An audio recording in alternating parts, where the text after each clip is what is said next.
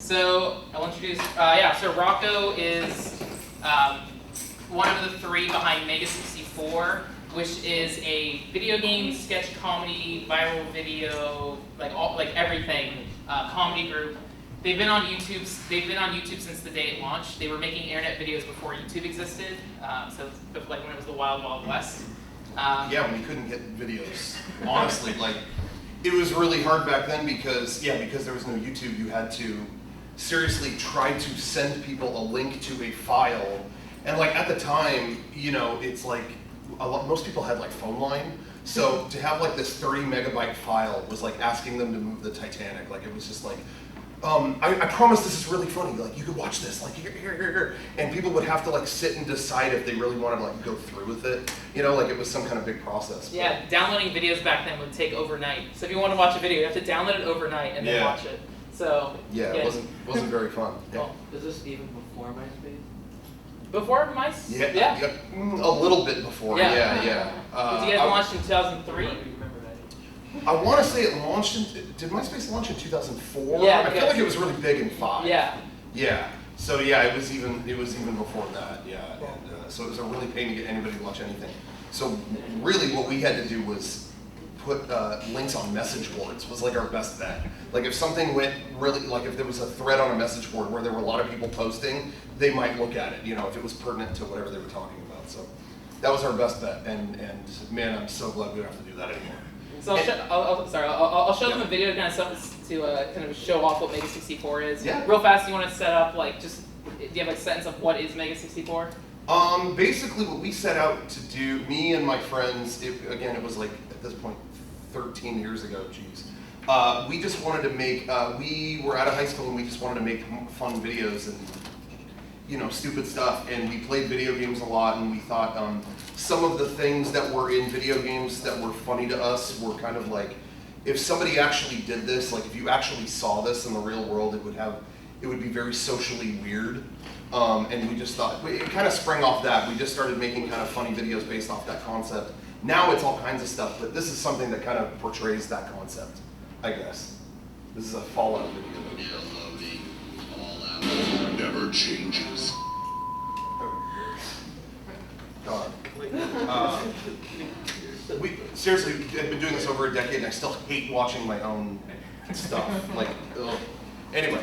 So that was an example of that kind of video that we did. Initially, that was kind of the only video we did, that type of video. Now we do all kinds of stuff. We have a lot more like written kind of things, but that was something that was more kind of out in public, things like that. Some of the places we just kind of show up, like we don't really plan it out that much. We just kind of show up to some of those places. But in the case of like, I was at that swap meet, that was something where actually the owner of Kobe's swap meet knew about Mega 64 because we had filmed something around there before and it got like 7 million views, and he was like, why don't you feature us more? Come on, like come down here and film stuff. So, which was an honor because, Kobe swap meet, huge, I'm a huge fan. No, but anyway, so we shot that there and he set everything up for us, and that was pretty cool. But anyway, that's our Fallout video. So Mega 64, they do web videos. You guys have done 3 seasons of a TV show that's a web series. And so again, this was before YouTube. You started making a TV show. Originally, you tried pitching it to TV networks. Can you kind of talk about that and how you eventually got to the internet? Yeah, well, it's funny because how we started doing, again, because this was before YouTube and stuff like that, we started, in San Diego. I think they still do this. I'm not sure, actually. They might not, maybe the laws have changed, but it used to be that cable, you would have to, it was like the law, you had to have a public access channel for people to be able to use. Like Cox Cable had to have a channel where anybody could air something on it, And so we thought, back then there was really no internet video, but it was like, man, if we made something for public access, it would air on TV. Like, wow, we should do that, Because there are a lot of people back in the day who kind of like made it big that way. Like Tom Green was a big comedian and he had a public access show, and they aired it for free. And so we thought, oh, we could, do something like that. That'll be really cool. And probably nobody beyond our immediate family would watch it, but it was still like, oh, we're on TV, that'll be great. So we started to do this as that, like we made like half-hour episodes of just kind of skits and stories and stuff like that. And then it was only as we were working on it that yeah, you were starting to find videos online, like people were posting links to videos, and it was like, well, we should clip down like a really fast-paced, like minute-and-a-half thing to promote our public access show, which is now, when you think about it, the most backwards thought ever. Like the internet would just be a stepping stone to this public access show. Like 5 people were gonna watch that. So we put out this this 90-second thing, and actually that got passed around everywhere. It was kind of a montage of us doing stuff like that. Like it was one of my friends, we did like a Frogger skit where someone was trying to stop traffic, and like it was really, a lot of it was honestly terrible, but it was really fast paced, and I think at that time people hadn't seen something like that before, so it just got passed around, and it was like, oh, we should just keep doing internet stuff, like, you know, maybe this is better than public access. People will actually watch it. So that's kind of where we went with it, and yeah, I mean, from there, we just kind of kept trying to regularly put out stuff. I mean, again, back then, it was maybe honestly, like every couple months we would put out a video. And it's crazy how things have changed. Like now on YouTube, it's like there's people who upload something 3 times a day. But it's like back then, it was like having a video every month was like, wow, we did it again. Like we were able to follow ourselves up from 31 days ago, you know. So anyway, so yeah, we just kind of kept going from there, and then around, yeah, again, like 2005, MySpace was getting big, but that's when YouTube was created, and it was funny because at the time, it felt very like, what is this YouTube, like what is this? Like I keep seeing this gray square you can click. The YouTube player used to be really ugly, so it was kind of like, should I click this? Is this site gonna be, you know, we started uploading our stuff to it just as an easy way to pass it around, but it was like, this site's probably not going to be around much longer, so what, you know. But we weren't relying on it to be our main thing. So I remember signing up for it with instead of the name Mega64, I just made my own screen name. It was just like Rocco B64, and I just did, you know, to upload a few things, and then yeah, we put up our Resident Evil 4 video, and it got 7 million views. This was 10 years ago. Yeah. 2006. And so it was like, well, I guess Rocco B64 is eternally our screen name. Now I can't, you know. A lot of people who did stuff on YouTube back in the day, like that early, have really embarrassing screen names because they didn't think it was going to be a big, you know, site or whatever. But YouTube has changed it now, so now it says Mega64. Yeah, so like the URL, well, even in the yeah. anymore, they changed it. Yeah, they've changed it, but for a long time we had to promote our channel as Rocco B64, which was the most annoying thing. Like, I don't want to be called that. But anyway, so this was our first video that on YouTube actually like took off, I guess. Like this got a few million views. I don't know if anybody ever played Resident Evil. There was a guy who would sell you stuff, and he was super annoying. Like he would constantly ask what you were buying, and he had a trench coat full of stuff. This was really stupid, and we shouldn't have done this. Something over here. Are you picking up the pizza? Ah, yes. I'll buy it at a high price. What's the name? Like, Stranger. so this video, like again, he would always open up his trench coat and stuff, and this was a stupid idea because the police got like 3 calls. That 1, there was a flasher. 2, somebody thought because I had like stuff strapped all over me that maybe I was like a terrorist, and it was a whole bunch of stuff, and so there was a whole big pandemonium. And this was, I think, the only time, actually 2 times, but this is one of the times that the police actually showed up, and it was a whole scene. It was fine when they saw that we were just filming a video, but it wasn't a smart idea. Is that the Santee Costco? I don't remember The which business Costco it is, Costco. but it is a It looks Costco. like the Costco. What's that? It looks like the business Costco. Oh, maybe. Costco's Yeah, I can't remember. At this point, it was a decade ago. So. Jeez. Anyway, so that's an example of a stupid thing that we shouldn't do. But anyway, so yeah, so that was kind of our first one, and then after this, it was like, well, I guess we'll keep posting to YouTube and trying that out, and still doing that. So. Yeah, and so making internet videos today is incredibly easy because you can make a full internet video with music, sound, everything on your iPhone. You guys were still filming stuff on DV tapes, which were limited to like you could hold 60 minutes at a time. You had like editing with on slow computers and all that. It's gotten easier. today, and a lot of these students know that if you just want to make it in the film industry, you can just put stuff on YouTube and you'll get attention and blow up. Yeah. But for the longest time, even when I was in film school, like just 5 years ago, there was kind of this set path where if you want to be a filmmaker, you have to go to USC, then you have to get a job at university, you have to like follow this set path. And Mega 64 and a few others were kind of the first to just make stuff on their own independently outside of Hollywood. Can you kind of talk about like that, how you kind of formed your own DIY path? Well, yeah, I mean, like you were saying, like we had to, we had cameras that took DV tapes, stuff like that. It was very low-key, but we kind of, none of us really we never really went to film school. I feel like we started at a time where it was starting to become, because of everything being digital, starting to go digital, we were kind of one of the first generations, I guess, or whatever, that was able to kind of start to figure it out on our own.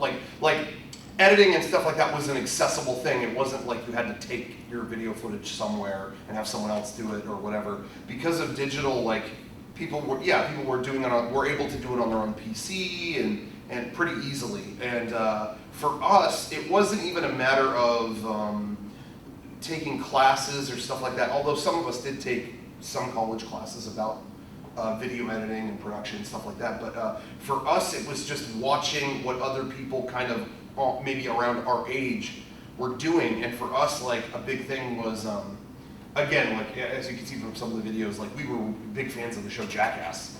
And one of the things that led to Jackass was Bam Margera made a movie called CKY, and it was just like a video he edited on his own. And I remember watching that and thinking, like, it wasn't like a big Hollywood thing. It was just a very, it was him and his friends just goofing around. But the way that he edited it was super frantic and crazy, and it was like, yeah, that would be really cool. Like, so I kind of just went online to try to figure out, like, just again at that point, it was going on message boards and asking, like, how do you do this, or what do you do with this? And asking lots of questions and kind of just getting the programs however possible and just trying to play with it. Just messing with videos and just trying things out.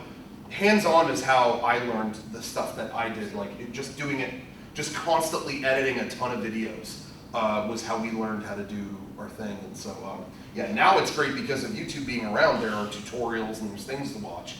But at that time, it was just asking lots of questions, just doing it, And I still think, even now, just doing it rather than, there's some things you can watch and you can learn, but I really think just editing lots of videos just to do it, it really helps a lot for me.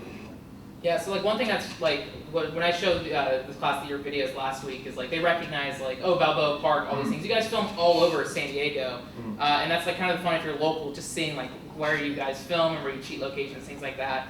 So one thing we've been encouraging our students here is like, since they are students, they can pretty much film wherever they want to. If you're going into like a restaurant, you have to ask. But, if you're just filming out in public, you can get away with it. But can you kind of talk about, because I feel like that's a thing, anytime you try to go to LA, you always get that battle of like, well, you need permits to film here. When really, if you're smart and quick and know what you're getting, you can just do what you need. Can you kind of talk about just like filming in San Diego and any... exactly what you said. We've tried filming things before in LA, and it's an atmosphere of like, what's this? What are you doing? Why do you need to do that? Why do you need to do that here? And then, but in San Diego, I don't know. I mean, it's not as there's not as much pressure around entertainment like that, or trying to film around every corner. People are generally really chill here. So honestly, if you're out in public or just doing stuff in a public location, if you're quick and also just nice, like some of the things we do, it seems like we're we're getting funny reactions, but we're never we always try to be really mindful of where we're at and be kind to the people who are around us, or we might give them a strange moment, but we try never to be like cruel about anything. We try to just be in and out and not disrupt somebody's day for an extended period of time. Anything that's going to be destructive or anything that's going to be continually annoying, we try to just get in and out, and it works out. And like I said, in the case of like Kobe Swap Meet, they were really cool about it. I mean, sometimes people are with it. Honestly, if you're not hurting anything or anybody, most people are cool, with that stuff. So. And also, like, now today, everyone is always filming videos either for Instagram or YouTube. So like, if you have a camera, no one questions it. Yeah. Whereas like 10 years ago, if you had a camera, people saw, but Yeah, they would stop you and like, what is this? Yeah, and that's something that is better and worse about now because, yeah, back in the day, if you were running around with a camera and your friends, they would just be like, what is this? They would want to interrogate you, like, why are you doing this? What is the point of this? And now they don't do that, but at the same time now, everyone thinks everything is on YouTube, so there's another side of paranoia, I guess, where it's like, what channel is this? What channel? Like, no matter where you go, you know, and sometimes that can be a little bit like, okay, just let me film this, you know, but you know, whatever. Another thing is you kind of get by with a shoestring budget. I mean, as you over the year, you will invest and get better cameras and stuff. But that's another thing. Can you guys speak to the idea that you don't really need a budget to make even a film like with the Vegas Tour TV show? That's like 6 hours. How do you get by and defeat the myth that you need lots of money to make stuff? Yeah, no, I mean, I think you have to just be, you just have to be smart about it. Something that would happen to us a lot, honestly, when we would go online, like I said before, we would go online and we would read what other people are doing or have done and try to get advice. And some people will find like sets of rules and feel like you have to stick to this. If you're a filmmaker, you have to stick to this.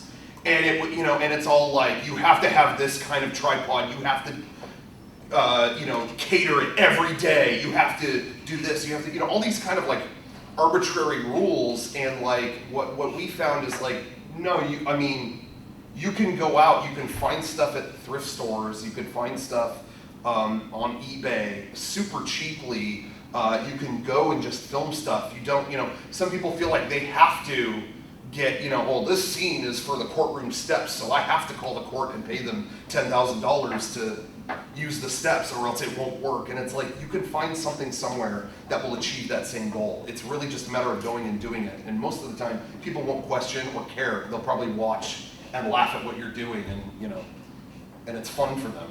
So we've always had that philosophy, is just kind of like go and do it, buy things super cheaply, and don't feel like don't act like you're a production company, because you're not. Like, just keep it as stripped down as possible, and it's totally doable.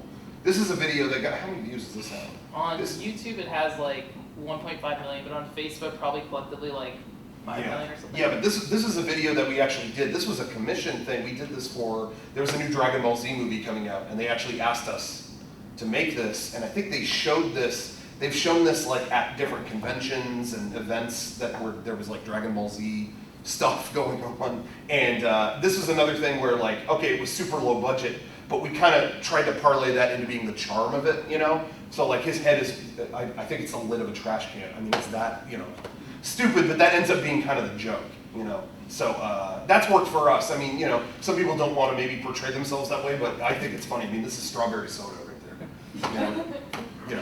And that was 50 cents. So we've tried to make that part of our humor. That things are just kind of homemade and goofy, and sometimes that works, sometimes it doesn't, but there's still lots of ways to achieve any effect you want and do it cheaply. Like, it's never impossible. Yeah, and every time you make a video, you'll learn a new editing technique, you'll learn a new filming technique, costumes, you can reuse stuff. So yeah, always be making stuff. So you guys have been since started in 2002, and you've just grown. So one thing we're kind of talking about now that we're so our film festival is in November, and so every student here is making their own film. And once the film is done, they're going to have to start spreading the word and getting their friends to come. And so one thing I want to kind of talk about is kind of marketing and branding. Now you yourself have put out DVD sets, you've made trailers, you've held film screenings here in San Diego. Can you kind of talk about using the internet to spread your voice? Yeah, for us, it's kind of interesting for us, because what we, when you go online, a common thing that you'll always see is kind of like clickbait kind of stuff, and clickbait referring to like, really just not a lot of information. Just, you won't believe what happens in this video, and that's it. And they want you to click it, and it's like, what is this? Really kind of like leading things like, you won't believe, Jared Leto did what? And they want you to click a thing, and it's like, you have to, like, what is this? I find that is kind of a lame tactic for a serious news site. Like if CNN does that, it's kind of like, what are you doing? Like, you're a news page. But I find that in comedy, like if you do it, if you're able to take clickbait to such an extreme level that it's kind of funny, that's what works for us. You know, if you can tell, if any smart person can tell that you're joking around, they'll laugh at it, but they'll still click it. You know what I mean? Like, so we put out videos, and like we did well, for example, if today we promoted that Fallout video, we might promote it and we might post something extremely, you know, oh my gosh, did the end of the world happen at Kobe Swap Meet? OMG, what is this? You know, like if a serious site did that, it'd be super lame. I mean, it's super lame that we do it too, I guess. But people will see that and they'll go, okay, this is facetious, but they'll still click it. Like, they'll still check it out. So we like to, you know, I like to do kind of, you know, exclamatory things like that, kind of jokingly. You know what I mean? Like this. This is our Pokemon Go video we did. Attention, official Pokemon Go safety PSA released by San Diego Police. Please watch for the sake of those who love. Like, obviously that's crap. Like, that's not true. But if you know, if you have any kind of sense of humor, you know this is facetious. But it's still got your attention. You're still going to click it. We're not a serious news site, so we can get away with that. You know, I feel anyway. I may be wrong, but anyway, you know, so we like to have, you know, stuff like that. But in terms of you know, promoting stuff beyond stupid headlines like that, you know, obviously we use all the social media things like that, and like banners like when you do Comic-Con and stuff. Yeah. So we recently did. Actually, I should change this because Comic-Con's over now. But we have we'll put banners. We have an actual like mega64.com like website. And we'll make banners, you know, we'll try to make like some nice graphics that really like kind of pop like that about whatever event that we're doing coming up. And then, you know, we can post it, you know, Facebook or anything like that, a big image that way, maybe not that size, maybe a different size, but image stuff is really like eye-catching. You know, we always try to include some kind of visual thing. Even with our podcast, like honestly, like our podcast is really, if you want to go back real quick to the main page, our podcast is really just us sitting around just talking about nonsense. But the thumbnail for it, you know, it's kind of an eye-catching thing. You know, the title's super big, you see that. You got Jared Leto, you know, he's handsome, so you want to click that, you know, whatever. But anyway, you know, just really eye-catching stuff. And we find that on it, this is weirdly specific, but we find things do a lot better when, honestly, when there's like a face involved. You know what I mean? Like if it's a thumbnail or whatever, or an image with a bunch of just crap going on, it's kind of it doesn't catch you as much as it's, you know, just a striking image of a face or, you know, something like that. And I didn't want to put my face, so we put it. But anyway, yeah, you know what I mean. Like, so sometimes we try to pick. Now some you'll go on some YouTube channels and they'll go all the way with it. Like there's thumbnails where it's like, you know, whoever's in the video and they have a bright pink background and it's them, you know, making some stupid face. Honestly, we could do that more often. It's just a matter of like, I feel kind of like, you know, like I don't want to go that far with it. Like there's a level too where you are going like, maybe this is kind of gross. You know what I mean? Like if it was like 1,000 images of my head on a pink background, like I don't necessarily want to go that far, but we still do try to pick thumbnails that feature like, you know, okay, who it is, you know, like there it is. That's a simple shot of, you know, there's me right there. I guess you have to look at my face there, but you know what I mean? Like really simple, it's just someone. It's not like a bunch of stuff going on. It's striking, you know. That was the kind of thing I mean, before we even did video stuff, like, gosh, how many years ago? Yeah, 14 years ago or whatever. I worked at a video store when Blockbuster was still alive. And I worked there, and I remember noticing that about like DVD covers, it would always like the bestsellers always had like a face on it. You know what I mean? Like yeah, even if Gangs of New York, you would see like, you know. I don't think it's fair, but yeah, if you go on Netflix, like on the streaming site, there are Netflix original features. It's just like there's the faces, like Kevin Spacey, and like because they, you know, they have yeah, even like right here, it's the characters. Yeah. Yeah, so you know, so that's something that I think works a little better if you really want to get attention and yeah, just striking stuff like that. I guess some of these though, I don't know what we're doing. But anyway. So another thing too is, so some of these people, a lot of our students are making this film for the festival, but beyond that they want to continue pursuing film. And so how do you kind of build and maintain an audience, right? You have to be kind of specific, you have to, people will come to your channel because they like something you like, or they'll connect to your voice, but how do you grow it and like spread it further and kind of keep it going? I think it's, well, I mean, I'm just speaking for us. I think it's great being, just honestly, like being involved. Like you can go too far with that. Like, in my opinion, you know, it's your thing. It's your thing you're working on, so you don't want to completely surrender it to an audience and have it be like, what should I do? Do you like the opening? Oh, you don't? Well, I'll change it. You don't want to completely give up the product to the audience demand or whatever, but you do want, I think you want to find an acceptable level or, you know, an even level of being involved. Just kind of, yeah, you know, you do want to hear feedback and you do want to, you know, maintain conversation. You know, when we put out a video, usually for like the first couple hours that it's up, I'll be responding to everybody in, you know, in like the comments or things like that, and it gives a personable thing, you know what I mean? I think there's, like I said, something to be said about, you know, maintaining your own vision, but at the same time, you know, you do want to listen to some feedback. And I find that honestly, like, there's some people who will tell you to never read comments, like don't ever look, like it's horrible, they're leaving horrible comments.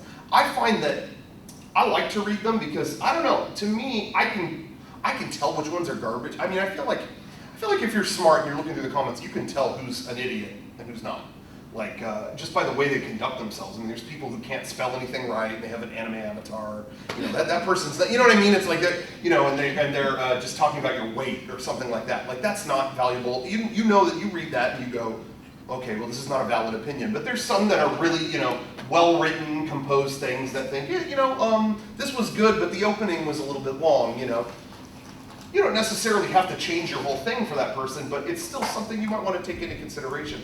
So I like responding to people and giving feedback and stuff, but it's also cool to kind of get people involved in ways, you know, I think a couple times we've done like a contest or something like that. Like, hey, our next video, you know, does anyone out there want to do, you know, like, for our next video, does anyone want to make an intro? And we'll put that in. And, you know, and then people have, you know, there were a few people that did it and they had a lot of fun, you know, it's like, okay. And they'll be seen, you know, for them it's cool because it'll be seen by a different group of people.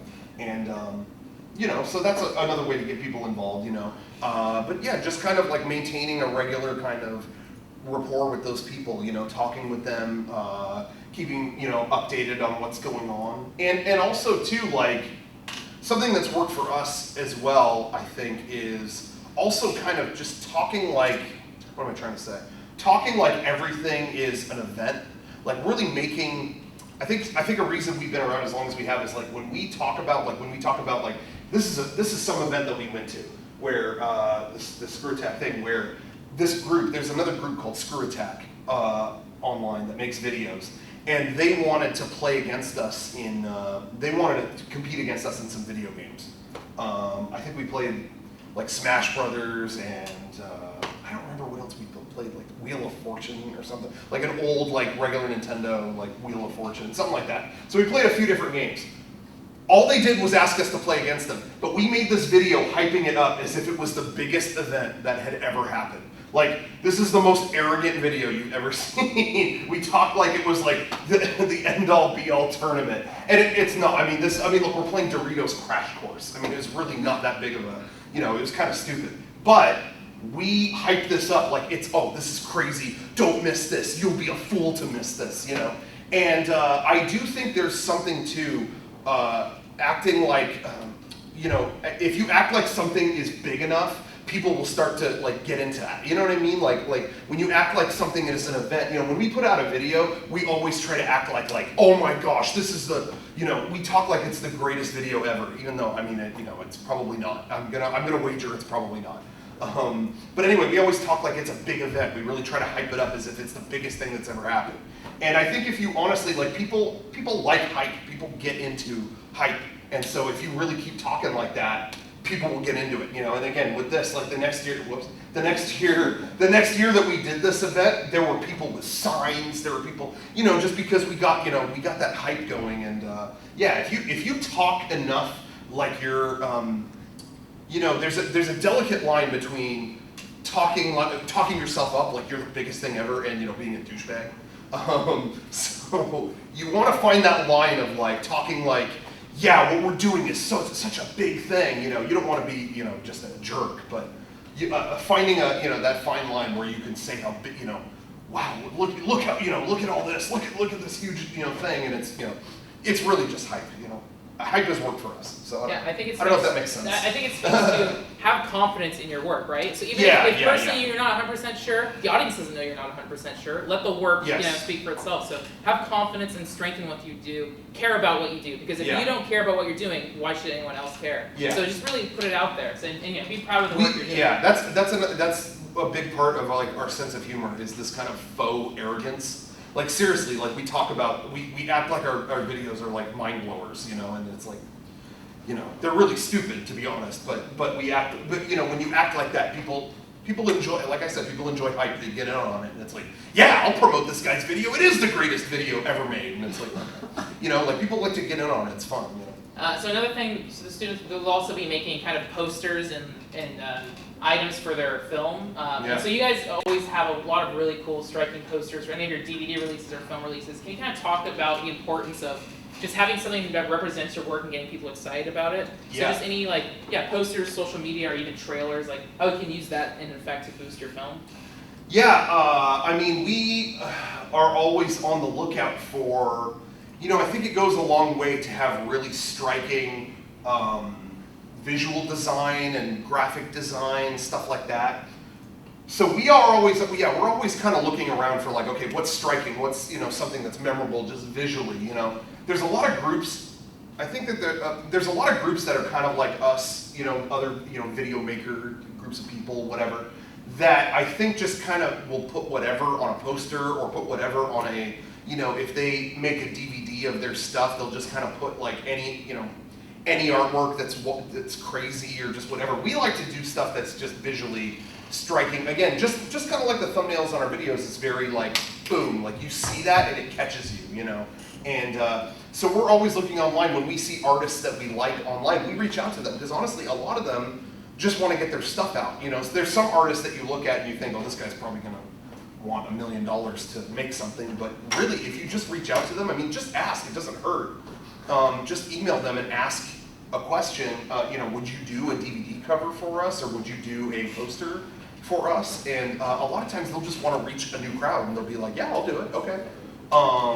And so, in case in point, this is an artist that we knew. This was just someone we ran into at a convention who did this. Her name was Mariel, and she did this cover for us. Because we were looking at the time, a lot of like Disneyland attraction posters. Like, wow, these Disneyland ride posters, they're very like, 60s style, very, simple but striking. And so we asked her, it was like, could you do a poster like that? Could you do a DVD cover like that?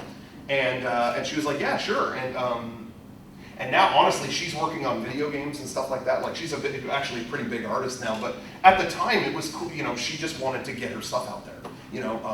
She just wanted to put more and more stuff out. And this reached a whole new audience by putting this out. And so we had that poster all over. We did an event in Boston. We hung those up all over the place.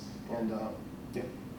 I think that also is another thing too, is like, get your friends involved, right? People are always willing to help out friends. So Rocco reached out to Mariel. Hey, can you do this poster for us? Oh, sure. It never hurts to ask. Like we just had Brittany.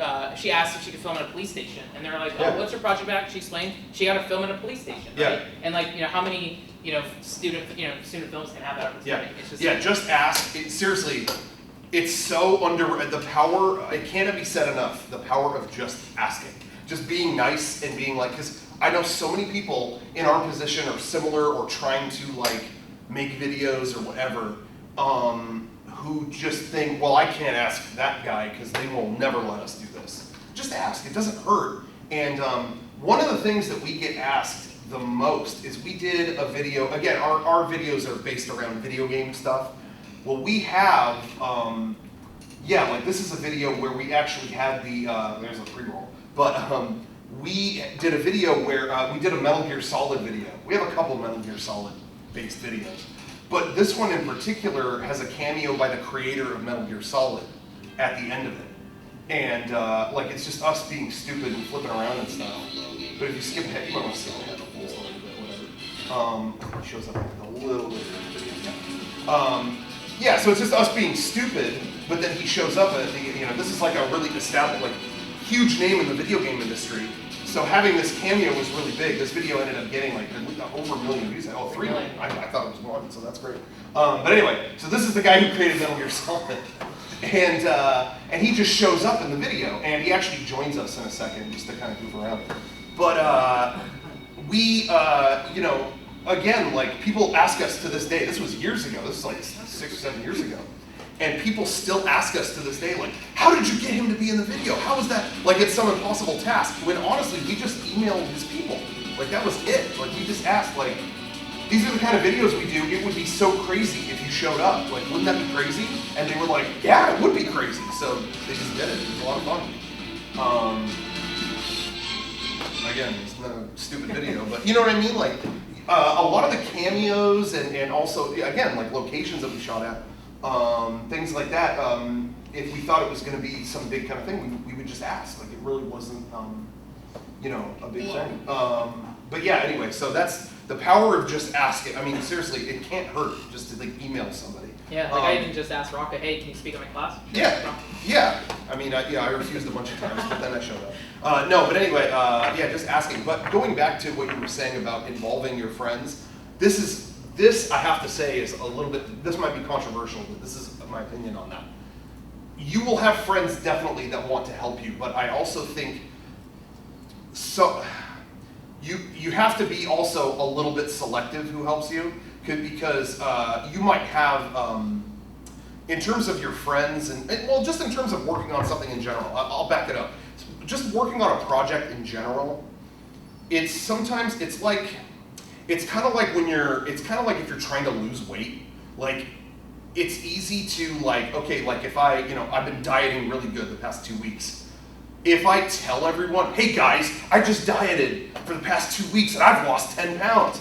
You get all this feedback and it's like, yeah, good for you, good for you. And it kind of lulls you into this thinking of, oh, I did it. All right, I don't have to diet anymore. Okay, you know, even though you were trying to lose 50 pounds, you mentally feel like you did it and you accomplished it and you don't go further. Do you know what I mean? Like, I feel like filmmaking can kind of be the same way, where you want, your desire is to announce it to everybody. Like, hey, everybody, look, I'm doing this movie on, whatever this is, Batman.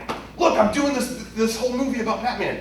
You get that praise and then it, honestly, I feel like it kind of takes away your drive a little bit, because you've already gotten all this praise for working on it, that I feel like it slows you down. I feel like you don't have as much motivation to just do it, you know?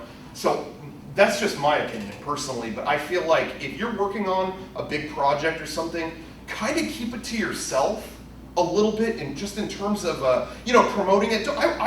This is just my 2 cents. Some people feel differently, but promote it when it's done. Promote it when you've got something to show where everyone can watch it, as opposed to announcing it and talking about it early when you don't really have a lot. Again, like I just feel like it kind of blows the whole thing before it's happened.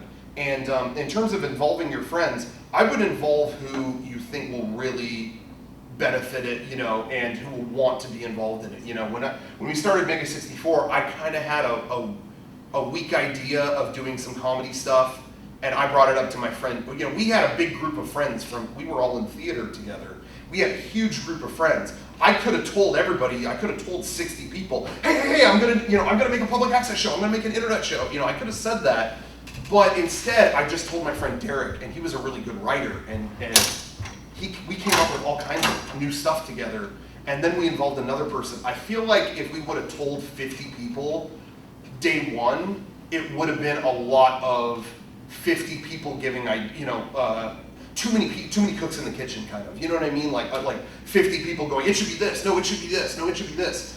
You know, just start small. Like, kind of keep it to yourself. Maybe involve another person, see what they think. Okay, maybe we need another person, bring them in. You know, does that make sense? Kind of being systematic with it and choosing who you think would you know, will be the best to work with you or help you out. I think is the best way to do it, instead of just announcing it to everybody. Anyway.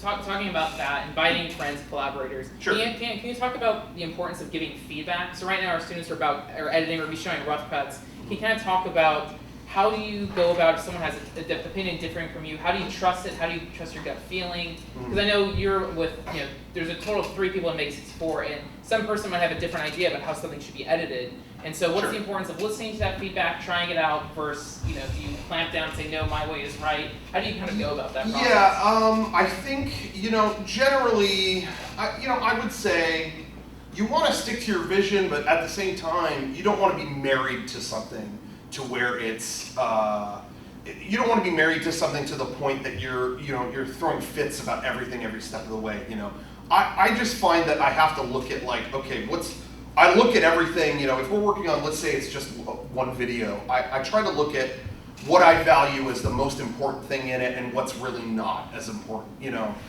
If I threw a fit about every single thing, like every single moment of the video, like if somebody offered feedback, oh, the opening's a little slow or the ending's not that good. If I throw a fit about every single thing, it's not fun for me or them, And also too, it's just a matter of compromising, but again, you want to pick people that you want to work with people who are going to be able to listen to that stuff. I find that you just don't want to get married to one thing and lose your mind and pick your hill to die on there about one small thing. You want to try to win this battle, but maybe you could lose this one. You know what I mean? Like there's things that you might be able to. Okay, I maintain that the ending of this video is so good. Maybe if my friend wants to change the opening, we can, as long as that ending stays. It's like you kind of find like your important battles to fight, as opposed to every battle being the important battle. Do you know what I mean? Like, if that makes sense? Yeah. Another question about editing is, because I know like doing that, the thing that's tricky with the world of making videos for the internet is whenever you're done with a video, you can just click and then 30 minutes later it's on the internet. How do you know when you finished your cut, okay, is this ready, or should I ask a friend first? Should I look at it another day? How do you know? I mean, are you editing to the end? Then do you look back and play it a bunch of times thinking about things? Or what's your process of doing passes and multiple cuts? Well, I mean, inevitably, if you're really serious about filmmaking or making videos or this or that, you'll always hate it after it's out. You'll always, if you are that passionate about it, you'll watch it later and go, oh, I could have done this, I could have done that. Why didn't I do that? That's natural to it if you're really, in tune with it. I find anyway, maybe some people are different. But, in terms of feedback and knowing if it's ready, I always like to, it's kind of tricky, but I always like to look at what people are saying, but also what they're not saying. Like, I'll show a video, we'll have a big group of friends at our studio watch a new video. Okay, we're about to upload this video. Can you guys watch it and see what you think? It's hard to ask your friends to be so completely honest about everything, because they're your friends. So sometimes when you show them stuff, they might watch it and go like, yeah, man, that was really funny, yeah. But it's like, well, all 8 of you weren't laughing during that video. It's like they might tell you that, but it's like, I wasn't getting reactions though during that thing. So that might tip you off, like maybe I should, make this video a little shorter, maybe it's more fast paced, or, you know what I mean? Like you kind of look at the reactions, kind of listen for what is really going on, as opposed to what they're telling you. They might have something specific to say that's interesting, but I like to look at the actual reaction, And again, even like some videos, like this is a video that we did, it wasn't like the biggest video we ever did. There might be a lot of comments that say, good job, but then, there's only 20 comments, when a lot of our other videos have 2,000 comments. That is, to me, an unspoken, like, sign that, yeah, maybe this video didn't land too good. Like, maybe there were a few people who liked it, but if it really doesn't have that much response, you know what I mean? Like, there weren't that many people passing it around, maybe it wasn't that good, maybe I should try something different, like, it isn't necessarily what people tell you directly. You know what I mean? Like, it's kind of like, I like to gauge the response as an overall thing, as opposed to just what one person says, Another thing, so now that the internet is out there as distribution, there's also, I mean, we do the San Diego Asian Film Festival.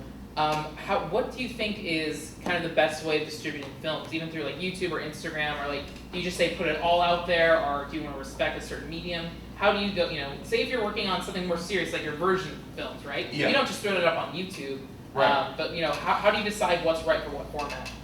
I mean, for us, it's kind of, the videos that we put online are what we think is really gonna like, oh, this is really gonna kind of rile up the public. They're gonna get excited about this. You know, Pokemon Go was a huge thing. I don't know if you've heard of it. No, but you know, there was all the Pokemon Go stuff going on. Well, we did a video about that, and we knew, okay, the public's gonna really eat that up. But we also have, again, like this is a, we have it here, the Blu-ray box set that we did of these. This is again, like we did a bunch of like half-hour episodes. This is like a full-length thing, and we thought, well, that's better. That's more for someone who actually wants to like sit down and watch an extended length thing. So we just kind of have this on a Blu-ray and we promote it on our website, on YouTube and stuff, through trailers for people to actually like buy it and pick it up. And we try to make it like, if you watch this show, again, it's incredibly stupid, but we hype it up like, you know,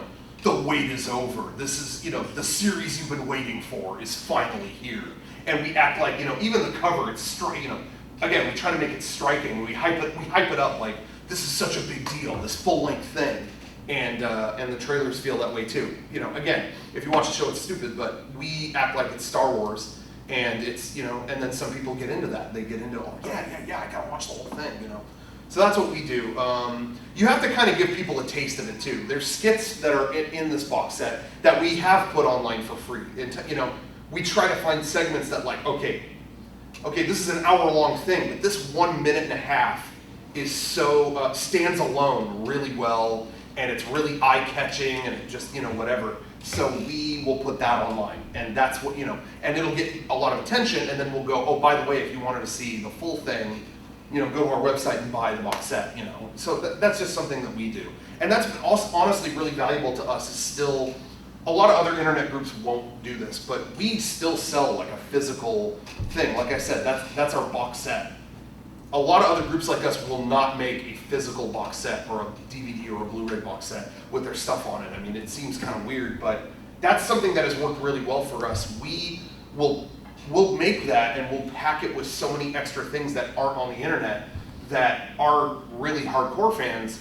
They want to see that, and that's worth it to them. So they'll go, like that box set we sell for $60. And we have fans that are like, yeah, wow, okay, yeah, it's got like 10 years of stuff on it, and a lot of it is not online, so that's worth it, you know, to pick up. And also too, like if they're a big fan of your work, it's kind of fun owning a physical thing. You know what I mean? It's like, oh, you actually have a Mega 64 item, and that's, you know, that's why I think our merchandise does so well. Is like sometimes you want a piece of what it is, you know, if you're really into it. So that's worked for us. We still have about 30 minutes. There's a few things I want to ask, but I want to open it up to Q&A. So if you have any questions regarding, you know, if you're still filming, and Rocco's also like an incredible editor. So if you have any questions about editing or just anything in general, we've been making videos for 11 years, so they probably have an answer for everything. But does anyone have any questions? I was going to say too, actually, even before that, going back to like us doing like merchandise and stuff like that.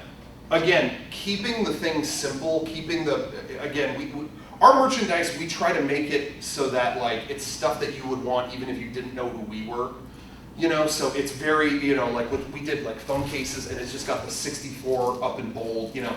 It's just stuff that we think is cool, regardless of, you know, you don't have to like watch our stupid Final Fantasy video to see a phone case and go, oh, okay, I might want that, you know. So. And that same thing, like we do a lot of like apparel and things like that. And this isn't necessarily from a particular video, it's just a design that we wanted to see, you know, it was something I wanted to wear, you know.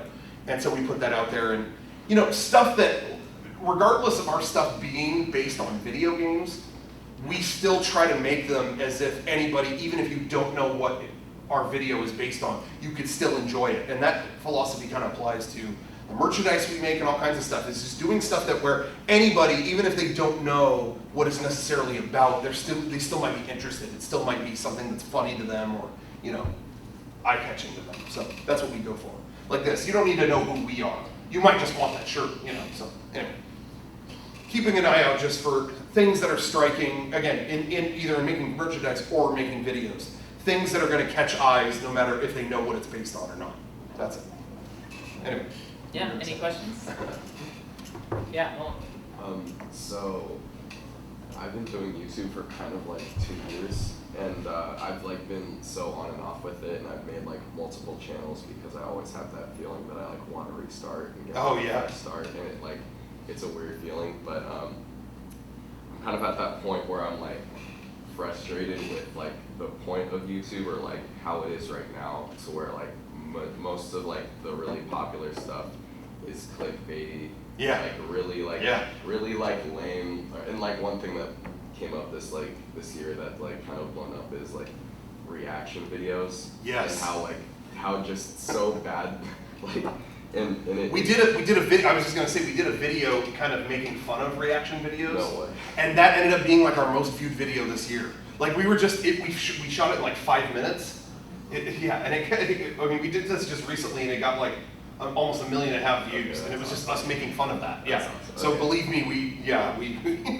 and so it's so frustrating for like people that want to create content on YouTube that like actually like matters to them, and they Yes. put like so much work in, and then it doesn't get as much attention as it does to those who make really like crappy reaction videos where Yeah. they're just watching something and from what it looks like it barely means anything to them. Like what's your advice to kind of like overcome the content on YouTube that's kind of just like out there but like doesn't mean that much and still gets like a ton of views? I think at this point the real value is beyond YouTube. Like YouTube is a great place to host your video, but it's not really like.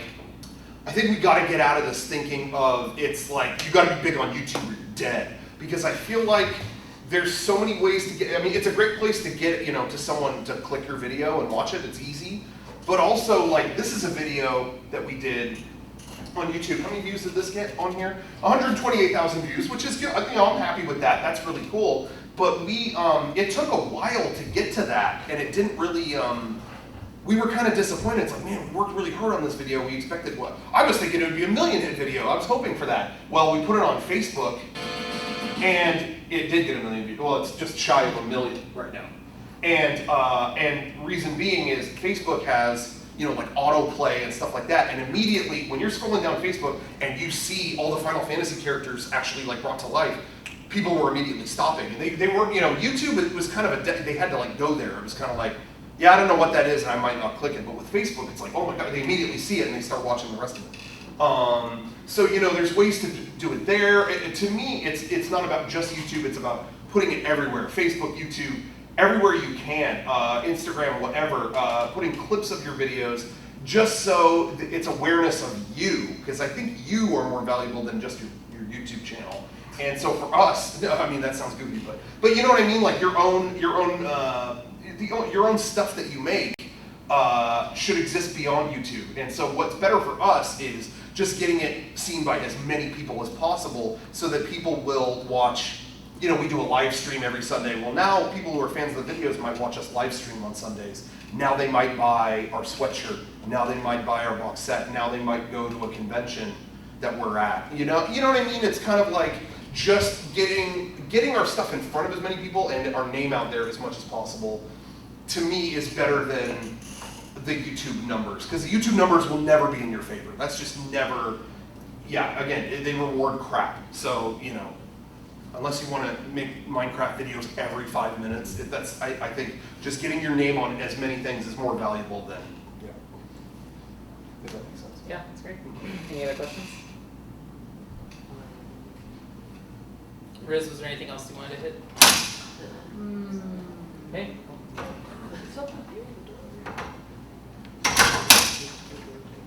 What kind of advice do you have for, high school age aspiring? I would say, the best thing possible is just make a bunch of stuff. Just tons and tons of little things, I think, is the best thing to do up front. Like, a lot of people, when they want to get into filmmaking, they want to make a movie, they want to make their, like, I'm going to make, like, my Schindler's List. Like, this is going to be, like, that good. Like, up front, they want to make, like, some kind of epic. I just think you have to get there. It's like, if you edit a lot of little tiny things over and over and over and over, you might make 10 videos and then go, wow, these are all too long. Like, I need to make snappier stuff. Maybe you show those videos and people are kind of falling asleep by the end of it, So then you start making them quicker, you learn a lot more about editing as you go. Anytime you do something, you learn more from that one for the next one, And so I think making lots of little things is really the way to go in just in terms of learning and learning by doing is big. That's my 2 cents anyway. And then I was really interested in like your comment about how you used to have a different screen name. Yeah. So like on the very first day of class, we talked to them about like, okay, like maybe you want to change your email so it doesn't say like underwearjoe@gmail.com or Yeah, something like that, yeah. you know. So what kind of advice I guess do you have in regards to that? Because I like how you said like, yeah, I just kind of like made this name up because I didn't think it was going to be that big. Yeah. Yeah, I mean, I guess with the way things are now, again, it was a very different time at the time. So when we set up our YouTube name to be Rocco B64, I just thought well, this is just me personally uploading stuff. Who cares what it's called? Social media hadn't quite exploded in the way it is now. I feel like now, if you're making any kind of social media presence for anything, I would give it a name that you don't mind 100,000 people sharing around, because you never know if you're ever going to use it for something related to a film you're making or anything. You never know when that's going to be passed around, so you don't want to, you don't want to have something truly embarrassing in the name, because I know that's happened to a lot of people. Another friend of ours that we work with had a screen name that has like 8 Final Fantasy characters in it. He has to share that anytime somebody wants to see his stuff. So yeah, pick something that is not terribly embarrassing. It's the best advice I can give. Do you find that those types of names kind of mess with people professionally? Like if they were to go to a festival and be like, okay, this is my contact, and they're like, Yes. Yeah, because there's this is somebody else, I didn't write this, but there's a musician that's really good on YouTube, and actually we know, we're kind of like managed by the same people as him, but the screen name that he picked on his YouTube channel was Faggotron. Seriously. And so they're like, yeah, they had to be like careful about sharing. It was like, yeah, it's just hard to tell people sometimes. It's like, but that, you know what I mean? Like that channel blew up and he has to like kind of like underplay that that's the name on it. And it's like, you put yourself in that position, you know what I mean? It's like, you have to be careful with that stuff because yeah, that guy blew up and I'm sure that guy kicks himself every day because he's a really talented musician.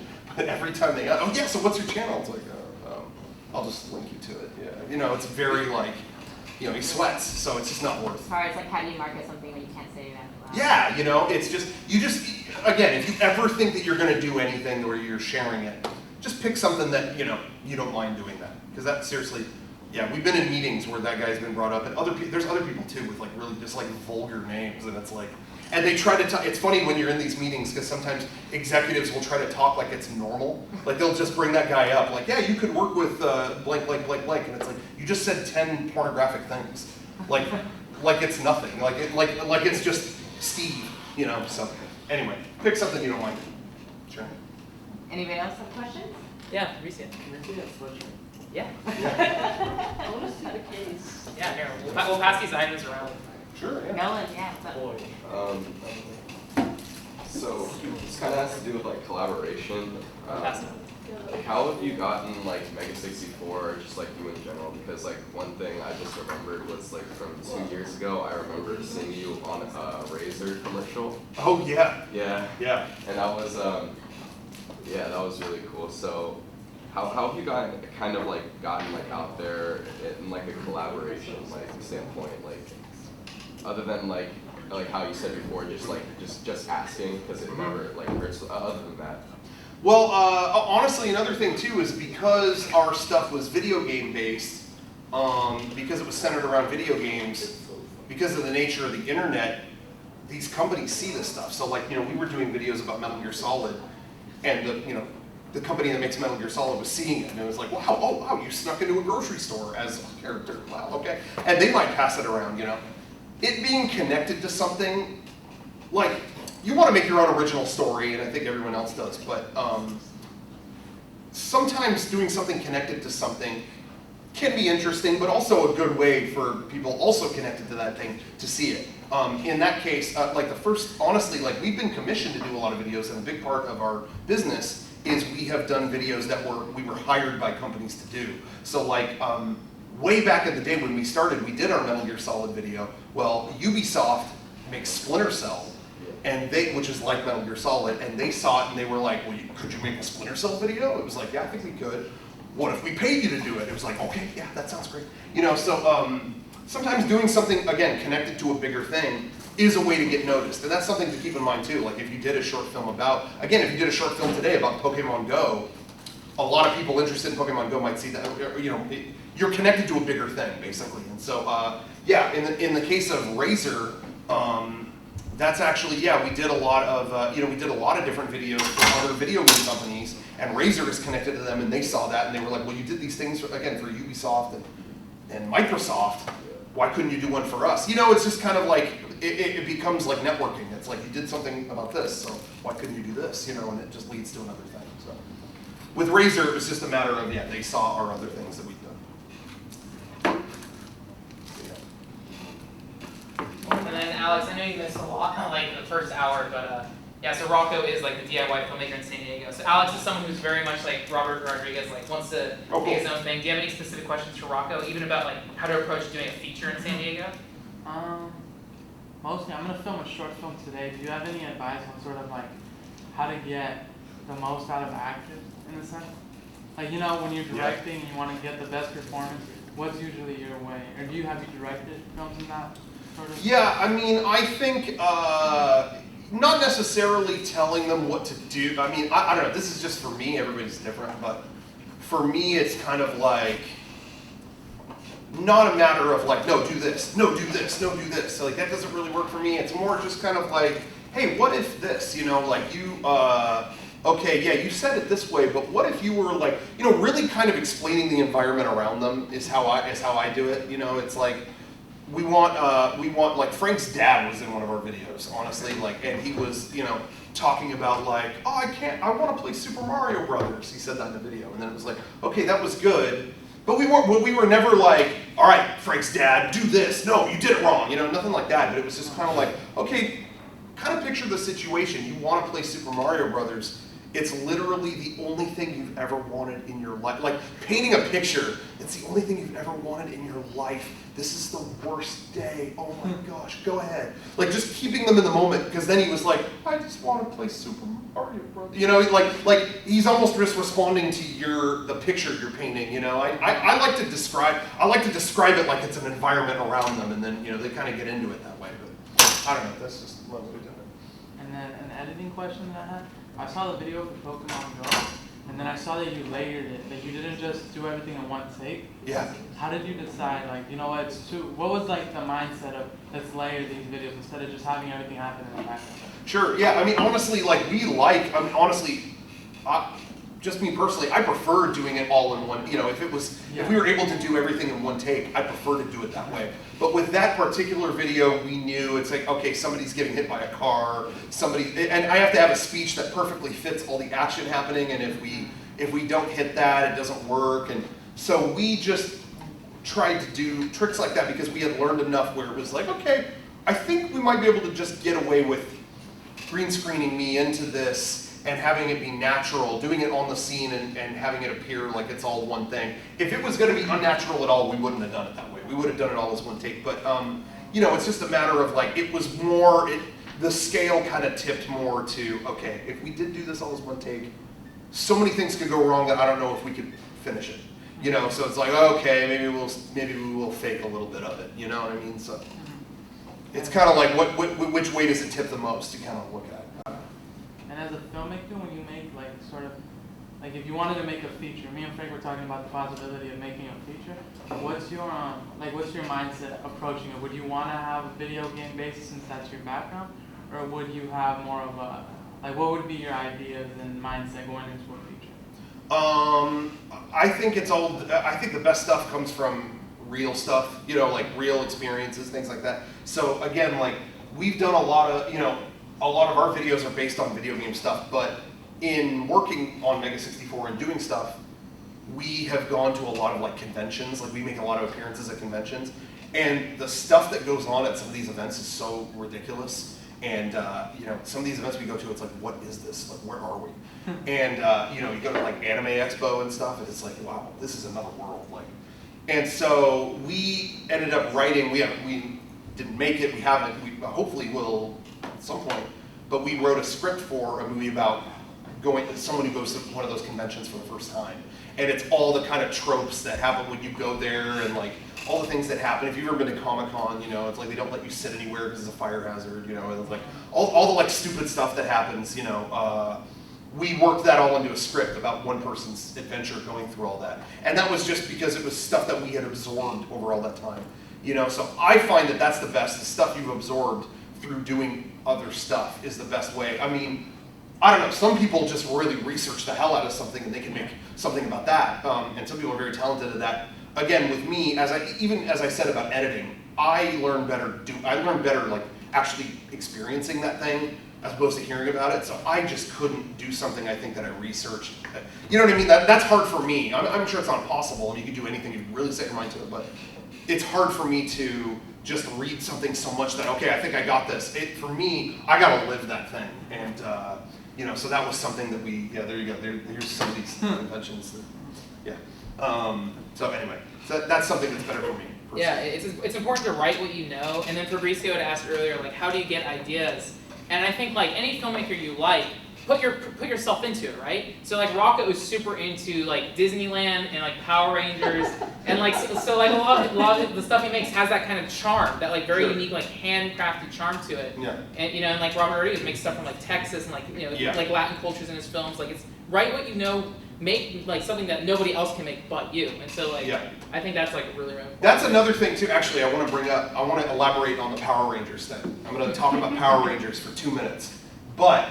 Power Rangers was actually a big inspiration, at least I'm just speaking for myself.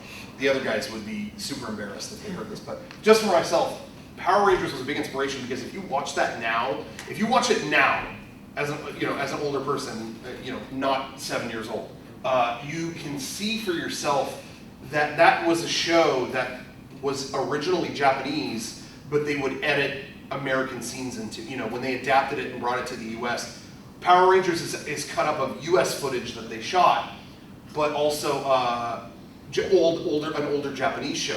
And if you watch that show now, you can see the difference in film quality. So like the American scenes are really bright and like, you know, everything's really clean. And then when they would go to a fight, it would be really dirty, old kind of film stock, you know? And that show really inspired me because it showed you like, wow, you can get really creative with editing. Because you can see, if you really look, you can see the difference in footage. So it's like, okay, the American guy talks here, but then when it cuts to the other guy, it's really dirty footage. So, wow, they're editing it to make it look like they're in the same room, and they're not. So that was a big inspiration on me, is watching those, honestly, watching old episodes of Power Rangers and looking at like, how did they edit this to make a story out of it? They'll edit 3 old Japanese shows into this thing where it looks like they're all fighting when they're not in the same show at all. You know, so anyway, that was a big inspiration for me. Watching stuff like that, really paying attention to the things you like and watching how they're edited.